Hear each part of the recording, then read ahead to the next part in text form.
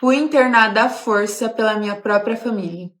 Meu nome é Yasmin e hoje eu tô aqui com a minha advogada, que já foi minha madrasta e hoje é minha sogra. Esses primeiros 5 segundos desse vídeo já é muito impactante. Nem pela informação de que ela foi internada à força pela família, porque já é uma loucura. Mas pelo fato da advogada dela, hoje, ser sogra dela, mas um dia já foi madrasta. A gente vai explicar. A Yasmin Granada é uma garota que nem era muito usuária de redes sociais, tá? Essa garota que vocês estão vendo aqui na foto. Ela tem até um perfil novo, que nos parece que ela criou meio que só pra contar essa história macabra, maluca, sem pé nem cabeça, quase que literalmente, né? Sobre ela ter sido internada à força pela mãe, que não aceitava o seu namoro com o boy que ela tava ficando. Daí a história vai escalonando pra um outro patamar, que ela tem que fugir da casa, sair só com algumas roupas e ela entra numa ambulância em movimento e é paralisada com um mata-leão pelos enfermeiros da clínica onde ela foi internada. E lá ela ficou por 6 dias internada com pessoas que tinham diferentes graus de patologias psiquiátricas e ela assistiu e conviveu com coisas muito absurdas, com cenas muito indizíveis, as quais ela descreve alguns vídeos aqui. E pasmem, ela estava internada de uma maneira que ela tinha o direito de solicitar a sua saída sem a presença da mãe ou do pai, só que ela não sabia disso e é por isso que ela ficou tanto tempo lá. Mas ela saiu de lá com a ajuda da sua advogada, que é essa de azul que aparece aqui, que é a Sandriane Campos. Tudo isso porque a mãe não aceitava o namoro dela com o boy, que é esse fofolucho que vocês estão vendo aqui na foto, que é o Gabriel Zegt, que tá ajudando ela a resolver toda essa história maluca que a gente vai contar aqui pra vocês agora.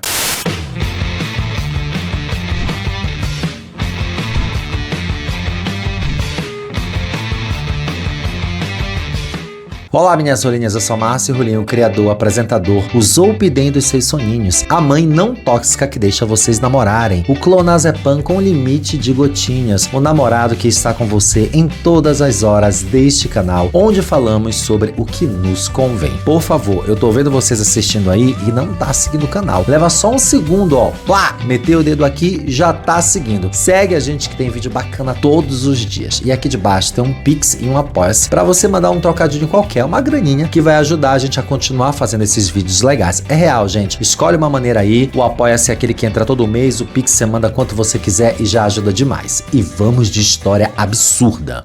Tudo isso aconteceu em Bandeirantes, no Paraná, e ela começa contando o fato dizendo: fui internada à força pela minha própria família. Esse vídeo dela, esse primeiro, já alcançou 1,5 milhão de views e toda a história escalonou de uma forma que os outros vídeos estão subindo de números lá na plataforma da mesma maneira. E eu não sei porque que ela contou em tantos vídeos a mesma história, se dava para ela contar tudo em 10 minutos. Vamos assistir. Fui internada à força pela minha própria família. Meu nome é Yasmin e hoje eu tô aqui com a minha advogada, que já foi minha madrasta e hoje é minha sogra. Explicando. Essa mulher que é advogada, a Campos, namorou o pai da Yasmin um tempo atrás. Ela foi ficante do pai da Yasmin há um tempo atrás, tá? Ela tem um filho. Depois que essa advogada terminou com o pai da Yasmin, a Yasmin se apaixonou pelo filho dela. Entenderam? A Yasmin hoje namora o garoto, que é o filho dessa advogada aqui, que um dia foi madrasta, porque nem foi madrasta, porque ela só foi uma namorada, um ex-ficante do pai dela. Então, um dado momento ela era madrasta, o tempo passou, agora ela é nora, porque ela namora o filho dela. Eles não são meio-irmãos, eles não têm relação de parentesco nenhuma. Isso é perfeitamente possível. Yasmin, conta pra gente como foi essa internação forçada. Então, tudo isso, na verdade, começou porque os meus pais, eles nunca concordaram com o meu relacionamento. E aí, um dia, minha mãe decidiu que eu não iria mais pra faculdade, pra eu não ver mais meu namorado, e eu não concordei com isso. Então, eu precisei chamar a polícia pra eu poder sair de casa. E quando eu saí de casa, eu levei apenas uma mochila com algumas mudas de roupa. Mas na rua, o meu pai me perseguiu, me empurrou no chão, acabou me machucando. Caraca, ela... Meu Deus do céu. Quando ela teve que fugir de casa com algumas poucas coisas que ela conseguiu juntar, o pai, porque assim não é só uma liga da mãe, porque se fosse uma liga da mãe que não gosta do namorado, tudo bem. A gente até também tem a questão de a mãe provavelmente não gostar desse relacionamento, porque a mãe do garoto com que ela se relaciona um dia foi peguete do pai. Isso tá tão óbvio pra gente, isso tá tão claro. E levou a minha mochila com as poucas roupas que eu tinha. E depois disso você foi pra onde? Só um detalhe, quando vocês forem contar a história da vida de vocês e for assim impactante, não coloquem essa música de fundo, atrapalha nosso trabalho de contar as histórias, gente. Vocês não sabem o que vocês estragam o nosso trabalho com essas músicas de fundo. Fui pra casa do meu namorado, eu fiquei morando lá com você e com roupas que as pessoas me deram para poder me ajudar, porque eu fiquei sem nada. Você ficou sem nada e para recuperar os seus pertences, como que você fez? Você conseguiu? Você foi atrás das suas coisas? A minha tia entrou em contato comigo, oferecendo me devolver as minhas roupas, mas que eu deveria ir na casa dela buscar e conversar com ela e com o meu avô. Eles estavam armando uma emboscada pra ela. Vou logo antecipar aqui. A tia ligou, disse assim, ó, te dou todas as tuas coisas, organizei tudo aqui, mas você precisa vir aqui falar comigo e com seu avô. Era uma emboscada. E eu fui pra lá, porque eu queria as minhas roupas de volta.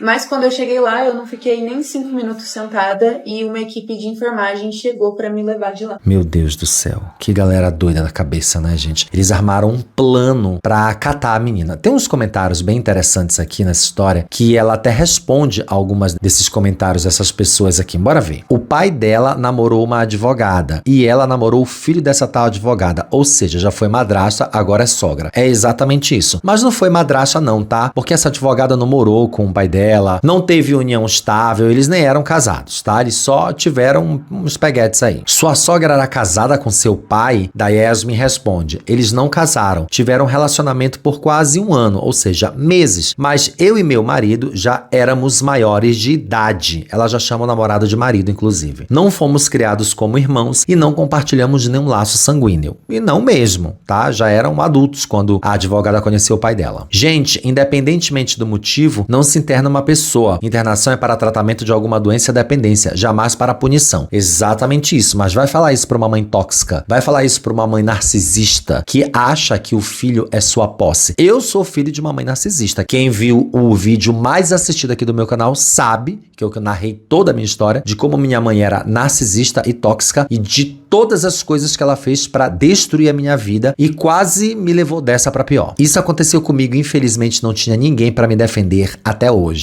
Eu te entendo, tá, amor? Minhas roupas, meus pertences, minhas coisas é relativo, a depender de quem trabalhou para adquirir. Daí a Yasmin respondeu, não é nada relativo. A lei diz que a partir do que você deu algo para outra pessoa, aquilo pertence a ela agora. Tomar de volta seria roubo. Exatamente. A pessoa tá alegando aqui que os pais são donos das coisas da Yasmin. Claro que não. Se seu pai e sua mãe comprou uma roupa para você, aquela roupa pertence a você, porque eles te deram. A partir do momento que os pais tiram isso de você, se configura como roubo. Inclusive, vale a pena aqui dizer, ressaltar que vocês aí que têm problemas com os pais, que dão coisas pra vocês e tiram de vocês depois no intuito de puni-los, vocês podem sim denunciá-los ao Ministério Público, dizer que eles estão roubando as coisas de vocês, porque se eles já deram, então pertencem a vocês. Esse argumento de que mora na minha casa, então tem que obedecer às minhas regras, isso tá completamente errado. Ele mora na sua casa porque você registrou aquele indivíduo que você pariu ou adotou como seu filho. É responsabilidade sua mantê-lo dentro de casa até que ele tenha maioridade. Acho que sua família é contra o relacionamento justamente por ela ser sua ex-madrasta. Muita coisa aí nem é sobre você, viu? Porra! Se não é sobre a menina, é sobre quem, querida? Pelo amor de Deus, vergonha na sua cara. Só uma coisa que eu não entendi, tá? Se a mãe dela é mulher do pai dela e essa advogada teve um relacionamento com o pai dela, já sendo ela adulta, então foi um relacionamento extraconjugal? Foi uma traição que o pai dela teve com a mãe? Porque, ó, as datas não combinam, tá? Se ela já era adulta e ela tem essa mãe que tá com esse pai e o pai teve um relacionamento com essa mulher de meses, então essa mulher era amante. Eu acho que a coisa piora muito mais aí, né? A minha filha tá namorando o filho da amante do meu marido. Mesmo assim, nada justifica. A mulher continua sendo uma criminosa por ter feito isso com a filha dela. Enfim, aqui vem o processo de internação, porque até então ela só teve que fugir de casa, somente, né? Como se fosse pouca coisa. Imagina que você já tem que fugir da sua casa, sem os seus pertences e morar aos trancos e barrancos na casa de um namorado. Vejam só, nem sempre esse namorado vai se tornar o seu marido. Um namoro pode terminar no meio do processo e aí você vai ter que sair da casa dessa pessoa onde você foi se hospedar. Vai morar onde? Eu já vi casos em que a pessoa tem que sair de casa, no caso gay, né? Que o pai e a mãe expulsa, daí ele vai morar na casa do boy, só que meses depois eles terminam e ele tem que sair na casa do boy. E aí ele vai pra onde? Porque pra casa dos pais ele não vai mais poder voltar. Enfim, esse é outro assunto e a gente vai continuar a história porque inexplicavelmente ela gravou um conteúdo assim aos pedacinhos, foi colocando 3x3. Tia entrou em contato comigo,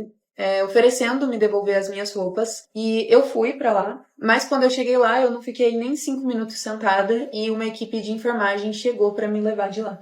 Eles chegaram e falaram que eu estava sendo levada para uma internação e que se eu resistisse, eles iriam me sedar. E no momento ali eu não acreditei que aquilo estava acontecendo, porque parece coisa de filme. Então você fica em estado de choque. Mas eu aceitei descer o elevador com eles porque eu achei que o carro estaria na rua. Então eu teria a oportunidade de correr, de pedir ajuda, mas o carro estava no estacionamento do prédio, então eu fui levada para a internação. Quando você chegou na frente do carro e viu que ele não estava, né, na rua, estava na garagem, o que passou pela sua cabeça? A primeira coisa que passou na minha cabeça foi qual outra oportunidade eu ia ter de pedir ajuda ou de poder fugir. O pior é que se ela começa a gritar, espernear e tem uma ambulância ali cheia de enfermeiro, ninguém vai acreditar que ela não está tendo um surto psicótico e que precisa ser internada. Ela vai dizer, estão tentando me levar à força, eu não sou uma pessoa louca, blá blá blá. Ninguém vai acreditar, gente. É uma ambulância com enfermeiros, com todo mundo ali, que a mãe e o pai colocaram. Então eu entrei no carro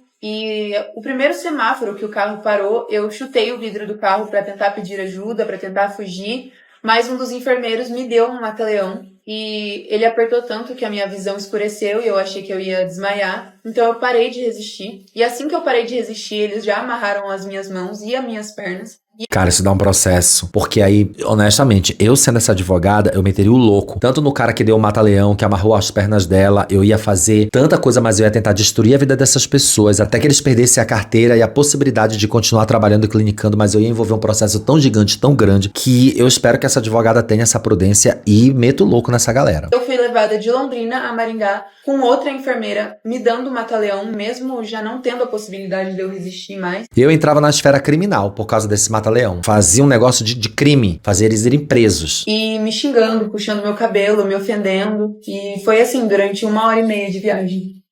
E aí, novamente, ela resolve responder alguns comentários que são bem interessantes. Bora ver. Foi uma clínica particular ou a pública de Maringá? Porque se for a pública, minhas tias já trabalharam lá e ficaram surpresas na quantidade de pessoas que estão presas lá e são saudáveis. Aí ela respondeu, foi particular. Fiquei sabendo que a Unimed cobraria 1 mês nesse lugar. Como eu estava no plano do meu avô, fizeram por ela. No momento que consegui sair, eles me contaram do plano. A família deve ser contra o seu relacionamento porque vocês foram criados como irmãos ou não responde para nós se não quiser. Daí ela responde, não fomos criados como irmãos e não compartilhamos nenhum laço sanguíneo, como a gente já falou no começo, gente, não faz sentido nenhum. Eles já eram adultos quando essa mulher teve um relacionamento com o pai dela. Eu ainda tô crente de que era uma amante, porque se ela já era adulta, ela tem a mãe que tá com o pai, não faz sentido nenhum. Daí ela começa a narrar a história, que é mais louca que o tempo que ela passou dentro da clínica, que já é uma coisa suficientemente para enlouquecer qualquer pessoa, né? Em caso de você não ser louco de fato. Aliás, eu nem sei se esse conceito de pessoa louca ou essa palavra ainda é plausível em psiquiatria, se a gente deve de fato falar pessoas loucas ou se as pessoas loucas existem, se a gente tem outra referência para usar, porque na real a expressão,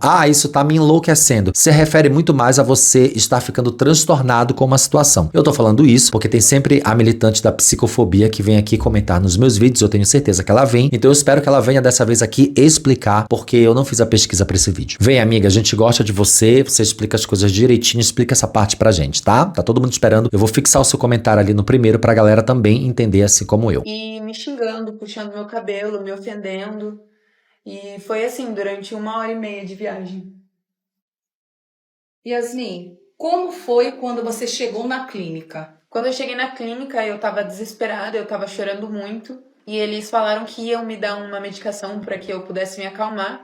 Eu perguntei se eu podia negar a medicação e eles falaram que não, que se eu negasse eles iam me conter e me dar força. Então, antes deles me darem a medicação, eu implorei por um papel e por uma caneta, porque eu tinha medo de esquecer tudo que eles já tinham feito comigo no transporte.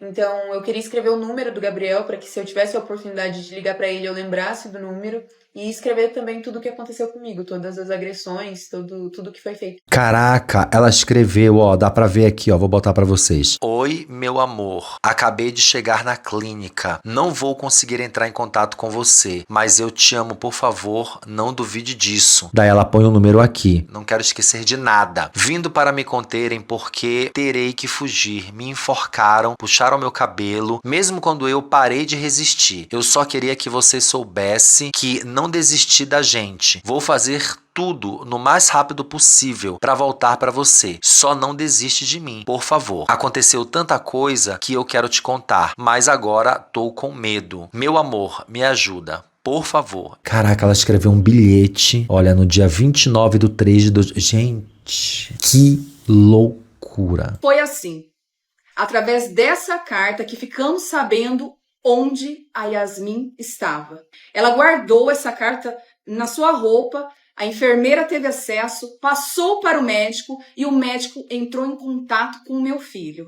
Caraca, que médico legal, né? Ainda bem, porque se é um médico que tem outro entendimento ou ele tá sendo manipulado pela família dela, jamais passaria esse bilhete pra ninguém. Nós fomos para a clínica na madrugada e chegando lá, o médico mostrou um relatório onde dizia que a mãe havia internado porque ela não apresentava comportamento dócil perante as imposições e porque ela precisava pensar no que estava fazendo. Isso caracteriza uma mãe tóxica e uma mãe narcisista. Você precisa apresentar comportamento dócil diante das minhas imposições. Eu estou impondo coisas a você e você não está aceitando. Porque ninguém impõe nada a ninguém, não interessa se é seu filho não é sua propriedade. Quando você faz filho, você não é dono desse indivíduo. Esse indivíduo é livre, ele desfruta constitucionalmente de todas as liberdades que você também desfruta. O seu papel é orientar essa pessoa, o seu papel é guiar essa pessoa, é criá-lo, fomentar oportunidades. E isso é o básico, é o essencial, é só a sua obrigação. A minha mãe, quando ela vê alguém assim lá da rua de casa, ou algum conhecido assim que é um pai que não tá casado com a mãe, daí ele visita o filho, daí ele dá tudo, ela fala assim, ele é um pai muito bom, ele sempre visita o menino, ele sempre dá o dinheirinho certo todo mês. Não faz nada de bom, isso é só obrigação. Isso é obrigação desse pai. Não torna ele um pai legal, não torna ele um pai bom. A gente tem que parar de colocar mãe e pai em pedestais em que não podem ser tocados ou acessados. Eles não são santos. O amor de pai e mãe não é incondicional e não é o melhor do mundo. Isso é bobagem, isso é balela. A gente precisa desconstruir essa imagem que a gente tem de pai e mãe. Daí ela responde a alguns comentários, como esse aqui, ó. Sorte a sua que sua sogra é sua advogada. Sorte mesmo, eu achei bem oportuno nesse caso aqui. Qual o motivo da sua família não querer seu namoro? Dá pra perceber que sua sogra é super do bem. Daí alguém fala embaixo, pessoas narcisistas muitas vezes não precisam de uma justificativa, elas apenas querem ter o domínio sobre a sua vítima. É exatamente isso, não tem motivo. Pensem que ela teve alguém pra pedir ajuda, e os que não têm, daí ela vai e responde, isso é difícil mesmo, amiga. Depois que postei esses vídeos, tive muitos relatos de gente que não teve a sorte que eu tive, acabaram ficando meses e semanas, não dias. Caraca, gente. Tem esse comentário absurdo aqui. Por lei, ela não poderia ter esse relacionamento, né? O Código Civil prevê que cada cônjuge ou companheiro é aliado dos parentes do outro pelo vínculo de afinidade. Por isso, a madrasta é parente. Tá maluca, Mona? Você tá maluca? Daí alguém respondeu, não houve sequer união estável, que seria necessário para configurar qualquer parentesco. Foi um breve relacionamento. Os filhos do casal não são irmãos por afinidade, até porque eles já eram adultos, gente. Alguém concluiu. Ele não é irmão e nem meio-irmão. Não foram criados juntos, não tem laço sanguíneo ou afetivo e se conheceram maiores de idade. Gente, eu acho que ainda que se os pais delas tivessem casados e eles dois já forem adultos, são adultos, eles poderiam se relacionar. Não são nem meio irmãos. Eu acho, inclusive, que eu já vi algum caso desse aí, tá, gente? Mas vamos continuar vendo o depoimento, que ela partiu em 5 vídeos e a gente só espera que saia vídeo da mãe, porque seria muito importante, né, pra gente ter uma continuidade. Nada mais justo que ela apareça pra dar a sua versão, porque tá cheio de mãe se metendo em rede social aí, falando merda, né? Vídeo a mãe do Davi, do BBB, a mãe da Ludmilla, o pai do Neymar. É tanta mãe e pai querendo aparecer que a gente realmente espera que a bonita dê as caras. Yasmin, como foi esse período na clínica? O que você viu lá dentro? Então, durante os 6 dias que eu fiquei internada na clínica, eu tive o contato negado com todo mundo de fora. Então, eu pedi pra entrar em contato com o Gabriel e com as minhas advogadas, o que foi negado todas as vezes. E eu vi os pacientes terem relação sexual lá dentro, eu vi eles usarem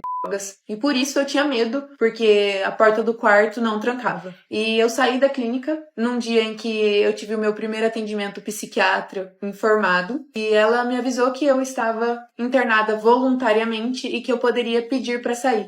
Então eles disseram que você estava De forma consentida na Sim, clínica. foi o que foi me informado, que eu poderia pedir pra sair a qualquer momento. Depois de 6 dias que você ficou sabendo disso. Sim. Aí você fez uma alta pedido. Eu fiz uma alta pedido. Caraca, gente. Quer dizer que talvez eles não tivessem os critérios para interná-la compulsoriamente, sem a vontade dela. E aí internaram por vontade própria, ou seja, fizeram com que a clínica particular aceitasse essa ideia de que era vontade própria. Mas como que uma clínica particular recebe essa ideia de vontade própria e vai buscar uma pessoa compulsoriamente dentro de casa, gritando, dando mata-leão, chutando a janela da ambulância, gritando pra todo mundo? Ou seja, essa clínica particular também precisa ser processada, porque se ela tá no formato de vontade própria, houve ou há pessoas dentro dessa clínica que sabiam do que estava acontecendo e contaram pra ela justamente para que ela pudesse buscar ajuda. Então não era todo mundo que estava envolvido ali, devia ter 1, 2, 3 pessoas envolvidas num esquema de corrupção, muito provavelmente ou supostamente aí feito pelos pais dela, para interná-la à força e não por vontade própria, e o resto da clínica, provavelmente com pena ou sei lá, entendendo a situação dela, contou isso pra ela, porque se fosse a clínica inteira envolvida no processo, talvez ela nunca tivesse saído de lá. E solicitei para que eu pudesse sair com as minhas advogadas e com meu namorado e não com os meus familiares. Yasmin, me conta sobre depois que você saiu da clínica, quais foram os seus desafios? Um dos principais desafios que eu enfrentei foi que eu não pude voltar para Londrina porque a minha mãe ainda estava tentando me internar. Então eu perdi o meu emprego por conta disso. Eu também perdi 1 mês de faculdade e eu achei que eu não ia conseguir voltar a estudar. Mas eu tive uma fada madrinha que pagou a minha faculdade por 1 ano para que eu pudesse permanecer estudando. E eu Isso foi em 2024, tá? Foi ano passado, vocês viram na data do bilhete. Só agora que a gente tá sabendo dessa história, porque só agora que isso foi publicado. também consegui um emprego que me deu plano de saúde, porque depois que eu saí da clínica, eu tive o meu plano de saúde cortado pela minha família. Vocês estão vendo que o vídeo tem bastante edição, né? Tem música, tem efeito. Então, foi tudo muito bem pensado para ser publicado. Foi tudo muito bem planejado pela advogada, que tá arquitetando uma ação que já deve estar rolando desde o ano passado e com certeza vai durar muito tempo, porque é muita gente para ser processada. É pai, é mãe, é clínica, são os enfermeiros, é uma galera aí que tem que entrar nesse balaio. E honestamente, eu, no lugar dela, ia querer ver essa mãe muito, mas muito fodida judicialmente. Eu ia entrar logo com uma medida protetiva, tá? Eu entrava logo com uma medida protetiva pra que ela não se aproximasse de mim por 200 metros. Se ela se aproximasse de mim por 200 metros, ela ia ser presa. E eu ainda ia na prisão visitá-la. Ia dizer, e aí, bonita? E aí? E aí? Yasmin, hoje, quais são seus planos para agora, para o futuro? Acho que o meu principal plano para agora é conseguir andar na rua sem sentir medo. Conseguir ir para um shopping sem ter medo de encontrar ninguém. Sem ter medo de ser levada de novo.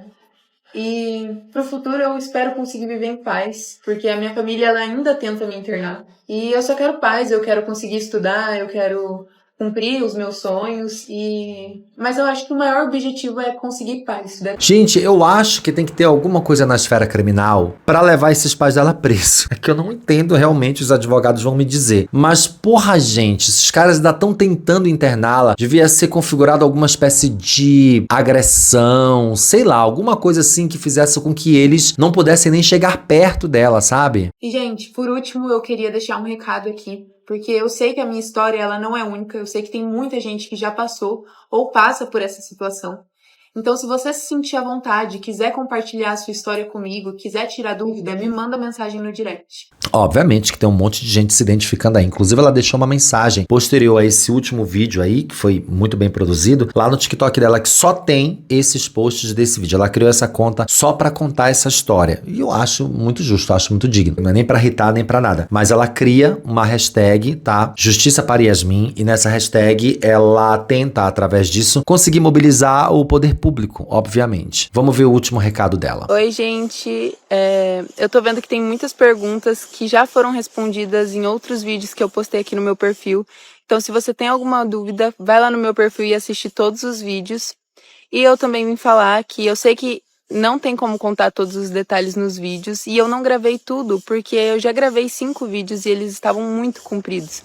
Então eu vou responder algumas perguntas e vou postando aqui no TikTok pra vocês saberem, tá bom? Assim, eu acredito que tem coisas que ela não possa falar. A história já tem 1 ano, só agora ela pôde trazer a história a público. É uma história muito bizarra, muito maluca, você ir parar num hospital psiquiátrico, né, e ter que tomar remédios, e ter que se debater, tomar mata-leão, ser perseguida, inclusive ser perseguida por pai e mãe. E eu acredito também que o segredo de justiça a impeça de contar todos os detalhes. Eu penso que agora que essa história se tornou público, essa mãe vai pensar bastante antes de fazer qualquer atitude contra ela, porque até então ela continua perseguindo porque a história não se tornou pública, só que já tá com milhões de views e tem 300 canais na internet reagindo. Em breve essa pessoa vai ser descoberta, essa mãe, né, esse pai, já a cara deles vai aparecer na internet, porque isso acaba sendo inevitável e todo mundo sabe qual é a cidade, todo mundo sabe qual é a localidade, enfim. Eu penso que a gente precisa aprender a identificar mães narcisistas e mães tóxicas, tá? A gente precisa muito, especialmente a gente que é LGBT, porque tem a negação, a homofobia estrutural, a homofobia internalizada, o ataque, tem essa coisa de ser expulso de casa, tem o abandono parental e tem a negligência, que foi o que eu sofri. Quem assistiu o meu vídeo aqui, que se chama Eu Não Amo Minha Mãe, né, e vou te contar por quê, eu conto que eu sofri abandono parental do lado da minha mãe, porque meu pai, de fato, coitadinho, trabalhou no mato a vida inteira, não tinha como estar em casa pra criar a gente. Mas a minha mãe escolheu deliberadamente me abandonar. Eu fui tão negligenciado que até questões básicas de saúde me foram deixadas pra trás, como corrigir a posição dos meus dentes, como, enfim,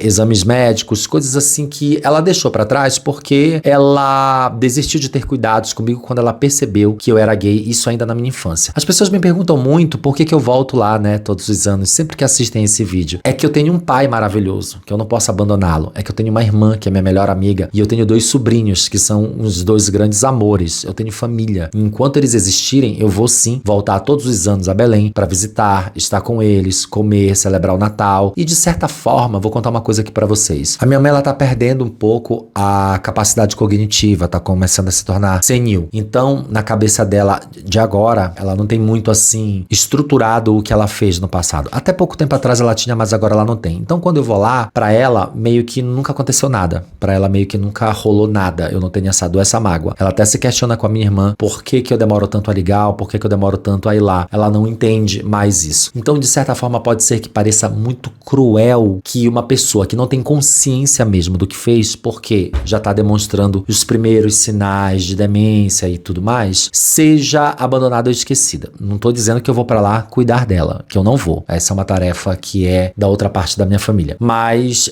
eu vou prover qualquer tipo de necessidade financeira, obviamente. Enquanto meu pai vivo for, lá eu estarei. Mas essa história traz a gente, todos nós que somos LGBTs, um pouquinho de identificação. Se não todos, quase todos, né? Porque a gente que é bicha, sapatão, trans, bissexual, passou por alguma situação de confronto dentro de casa e era desnecessário, a gente só queria acolhimento. Imagina ser internado à força, imagina ser obrigado a estar dentro de um hospital psiquiátrico assistindo pessoas em todo tipo de situação, tomando remédios, sem saber como é que vai ser seu futuro. Tudo que ela tinha era um papel escrito na mão. E a mãe ainda a persegue. Depois de 1 ano, eles ainda tentam interná-la. Olha a noção que a mãe tem e o pai tem de lidar com o namoro dessa filha. Obviamente que isso deve estar relacionado ao bril, a questões pessoais dessa mulher, questões pessoais dessa mãe, que é o fato da sogra atual da menina ter sido uma peguete, uma namorada do marido dela. Mas a gente também só vai saber no dia que essa mulher se pronunciar. Acho que ela não vai se pronunciar não, porque ela está sendo vista como uma criminosa por todo mundo que assiste a situação. Então ela não vai dar as caras. Mas em algum momento outras partes vão aparecer, a gente traz atualizações para vocês. E eu espero que todo mundo que tenha mãe narcisista e que tenha sofrido muito, aprenda a sair dessa, lide bem com a situação e continue vivendo plenamente como eu fiz aqui e como a Yasmin